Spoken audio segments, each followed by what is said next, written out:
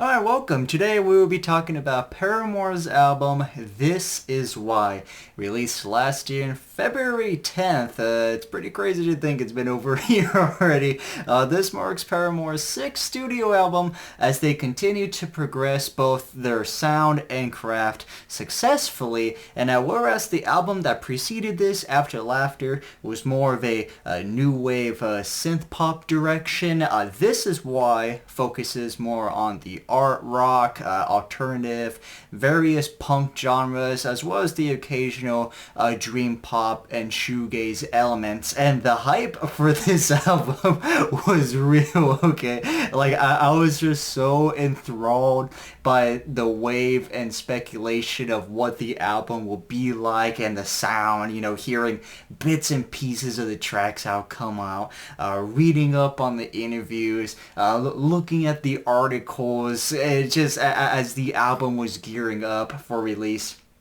It was all just really exciting, just that wave of momentum, of excitement and thrill of what was to come. It was just so fun to be a part of. And when the album came out, man, I liked it. And with each listen, as well as when time moves on, that's only grown substantially, and I've come to really love it.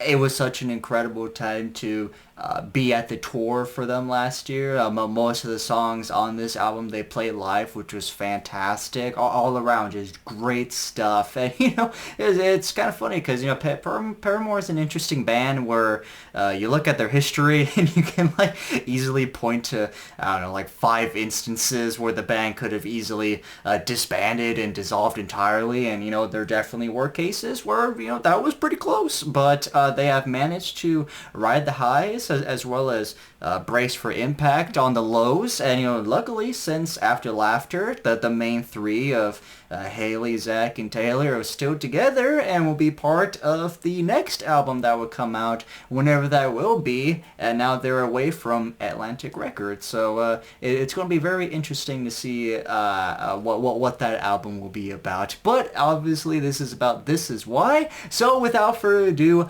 let's get started on that review. This is why I don't leave the house. You say the coast is clear, but you won't catch me out. Oh, why? This is why. With the title track, This Is Why, I love this song. There's hints of psychedelic and shoegaze that's just surrounded by angst, both covertly and overtly. It's a rather hypnotic tune, especially the way that the bass and the guitars play out, and Haley's vocal approach I just love. There's this tidal wave effect to it, to where when it comes to the verses, it's very low and in a drawn out manner, but then she just totally rocks out during the chorus. I love that. And the bridge, simply haunting for this song. The instrumental jam that precedes it is just majestic, and then once you actually enter the bridge, just the lyrics are terrific. Just has this dreamscape shoegaze quality to it. It's echoing, her voices layered on top of each other. This is why the song is one hell of a track, in my opinion. Every second of collective heart breaks. All together, every single head shakes. Shut your eyes, but it won't go away. With the song The News, I know it's probably going to piss some people off, but I've never really been a big fan of this song since the album came out. I will say, though, it has grown on me, especially since I've heard it live as well. That definitely helped, but it's not a bad song, far from it. I just feel like the talking points have really run its course, and it just feels old. I understand about the news, widespread misinformation. It's very performative, Hollywood-like. There's definitely some real points to be made by that, but I feel at this point that's been discussed so many times, not just by bands, but just people in general, that when it comes to a song like this, it's mostly pointing at a wall and naming the color. It's not really profound of a statement anymore. So to me, it just feels rather old and tiring, even though that it is relevant and continues to be so. But that aside, the band does a good job of expressing and showcasing that fed up energy. Haley sounds pissed as you feel her spiral out of control, detailing either world events and feeling helpless and hopeless, and just like the way that the news operates. The chorus, very catchy, and just like the previous song, the bridge, very hypnotic. Haley and her voice, just that overlay going on, and just talking about the groundwork of the news's characteristics. Being performative. Barely half of it's true, stuff like that. And during that chorus, it progressively builds and builds until it just enters a talking point, and then you explode again for the chorus. So there's definitely elements in here that I like. It's definitely grown on me, like I said, over time, especially seeing it live. I just feel like when it comes to this type of song and the message it's trying to say, it's, to me at least, it feels like it's run its course. I'm always running out of time. She's always running out of time. I'm always running out of time. As for the song Running Out of Time, terrific track, okay? One of my favorites on this album. Everything from the lyrics to the composition to the vocals to the instruments, the atmosphere, just sensational, okay? One of the best aspects of this song is that it's told through this internal narration of various instances in life, such as friendship, community, death, reservations, goals, but never having the time to pursue, complete, or attend them. And I previously mentioned the atmosphere for the song, and it complements the narration exceptionally well because it has that wavy, wandering, secluded feeling of an internal dialogue, and there's some real ear candy here, such as the distant shouting of there being a fire or being there at 5, only to be followed by this direct, haunting remarks of them being metaphorically or hyperbolically. Not to mention the high octave of her singing, She's Always Running Out of Time. I think it would have been kind of cool if we had somebody like Zach singing that, but I'm totally fine with Haley singing that part as well. Just the way she's able to deliver that line, again, like that high octave level. Very, very, sensational and beautiful to hear. It kind of reminds me of something you would see on MGMT's Little Dark Age album, which has got that kind of quality to it. But to top it off with the sort of Dick Dale surf guitar inspired, rhythm that goes on both in the intro and, bits throughout, you got yourself one hell of a song. I hate to admit getting better is boring, but the high cost of chaos, who can afford it? C'est comme ça, c'est comme ça. Na, na, na, na, na. With the song C'est Comme Ça, I like the song structure of this talking narration Haley gives about her life and just the mental state while frantically singing the chorus of the track. It offers this feeling of high anxiety that is immediately followed by low episodes, almost like a roller coaster. I love the lyrics of the spoken parts, talking about how in a single year she's aged 100, or, her social life being a chiropractic appointment, or needing a certain degree of disorder because getting better is boring. Just very profound at parts, I would say so. But just, based on the frantic, repetitive nature of the chorus, it might not be everyone's favorite, but the structure, I feel, complements and highlights the erratic nature of anxiety and stress, and just those emotions just fizzling out during the talking points. Again, just this real roller coaster life of manic highs and lows. I feel that they definitely do capture that in this song. I keep thinking the end is gonna be different, but you keep on winning. Big man who you don't take out. As for the song Big Man, Little Dignity. It's pretty wild how natural this song comes along, as it is a slow-paced tune. You'd think it will give you audible whiplash after, it says cum sa, but it really doesn't, and I don't know if it was intentional or not, but having this after, the previous song, which was very high octane, and yes, there were definitely low points, like during the talking segments and stuff, but just, you take that frantic, high anxiety level of the chorus of Says Cum Sa, and then for this song, you just, like, totally hit the brakes, It's at the very least, it's a very good change in pace, in my opinion. And, the story, the meaning of this song, very direct, easy to see. It's about, a man, presumably in position of power, who sort of bullies and lies his way through life, but Haley's read him through and through and knows what kind of person he is.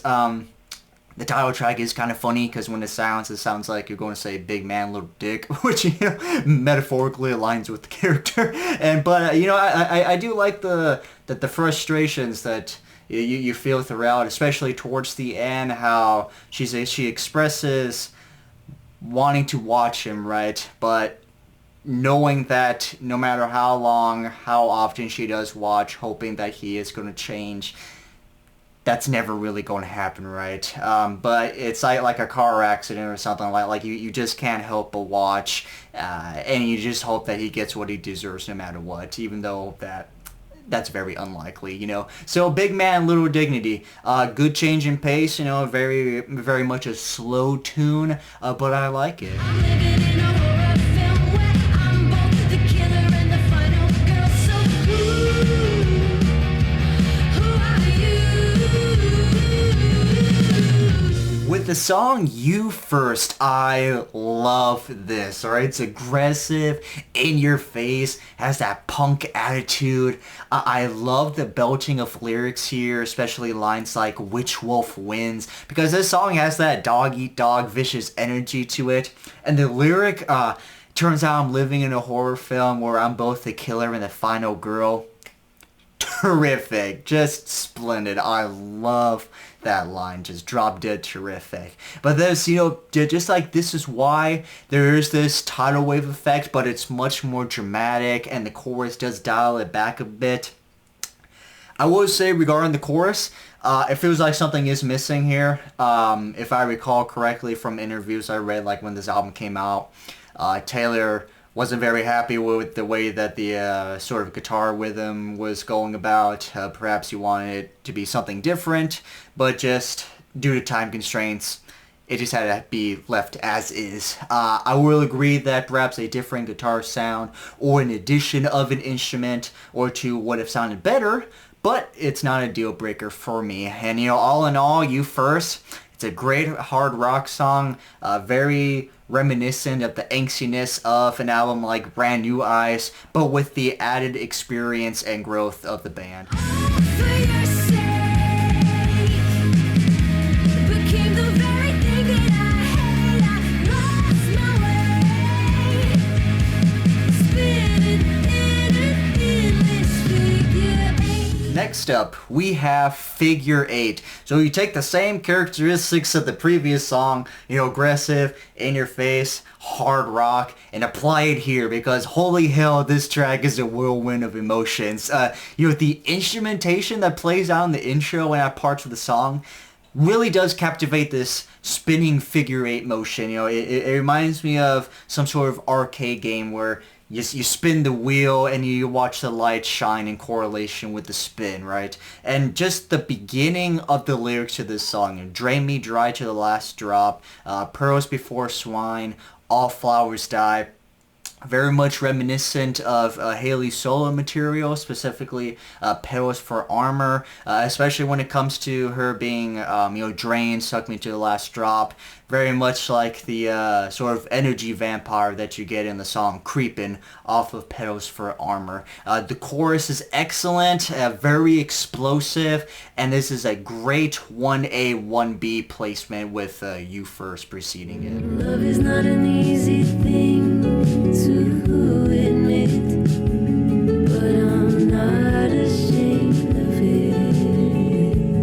As for the song Liar. This is a beautifully well-crafted song. If you like reading lyrics, this is poetry. You know, she's proposing her feelings of love to this person, but reminiscence about lying her true feelings and how that wasn't needed as he knew the truth. You get the understanding of her being in a difficult relationship with a previous partner, which definitely, you know, correlates to real life. And you also do get callbacks to Petals for Armor, like the song Simmer, in which she describes herself being naked out in the fog. You saw that in the music video for Simmer. Or for the track Crystal Clear, in which she states those words. But when I saw them on tour, I absolutely love that this track and Crystal Clear were performed back to back. Just magnificent, alright? Just totally in love with that. But for this song, much like Big Man Little Dignity, it takes a step back from the high energy performance of the previous song, but for this one, slow but also ballad-like, which is neat. And with Liar, you know, you feel her growth and healing regarding love and relationships, and it's okay to feel love, you know. It's not a weakening or something to be ashamed of. It's an integral part of life, and it can be sabotaged by the wrong person, but it doesn't mean you can never feel, express, or accept it again with the right person. Just for a second, it all felt simple, already missing. So I crave to do it again, all again. With the song Crave, lovely song. We were reminiscing about the past, analyzing what life is like now, and pondering the future. But mainly as a situation where you look back at all the highs and lows in life, or, you know, in this case, in the band, and not wanting to change a thing. You know, that the highs and lows are what made you. And, you know, much like Liar, it's a slower paced song, which is fitting given the subject. But the bridge, again, you know, this album does a terrific job with the bridges by making it mesmerizing. And especially for this one, you get this boomerang effect. Just how the audio, the vocal comes at you, goes away, but you still hear it, however it's faint, and then comes back. There's this real Doppler effect to it, which I really like. And this does sort of correlate to a song off of After Laughter, Caught in the Middle. I will be remiss if I didn't credit Kevin Liu on the Genius Lyrics website, talking about, with this song, comparing Haley's sort of feelings and ideas of making peace with the future and past, and how it sort of contrasts to how we were on the previous album for the song Caught in the Middle, where she says when she wants to think about the future, i.e. thinking about getting old, she wants to die. But when thinking about her past, it makes you want to cry. So again, you see that healing and growth going on. It's a good song. This could never get. Same lesson again.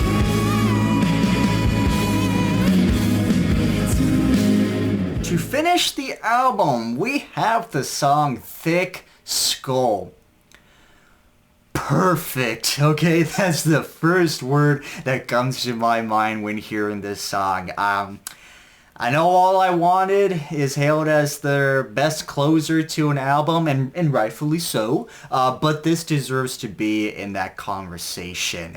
It's haunting and melodic, and just the layering of vocals is beautiful in such an eerie way. The lyrics are terrific. Again, you want to talk about poetry? This is a prime example. You know, the allegories and metaphors are just given in this cold, harsh reality tone, and final chorus just breathtaking. Immense goosebumps, not only through her delivery, but the band's instrumentation as well. It's definitely one of their best songs in capturing that self-expected, self-aware grimness. Alright, there you go. Paramore's album, This Is Why. Let me know what you think about this album if you've heard it. You love it? You hate it? I'll be curious what you think. Otherwise, thank you so much for watching, and take care.